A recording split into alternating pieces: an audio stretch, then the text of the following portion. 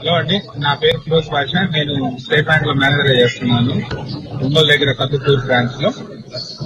నాకు ఫస్ట్ మెట్ నుంచి కాల్ వచ్చిందండి. వియత్నాం లో మెడిసిన్ అడ్మిషన్ జరుగుతున్నాయి, దాని గురించి ఎక్స్ప్లెయిన్ చేస్తామని చెప్పి కాల్ చేశారు. సో పాపని నేను మెడిసిన్ చేయించడానికి నాకు ఐడియా ఉంది కాబట్టి నేను వాళ్ళతో అప్రోచ్ అయ్యాను. అప్రోచ్ అయిన తర్వాత వాళ్ళు ఇచ్చిన గైడెన్స్, వాళ్ళు ఇచ్చిన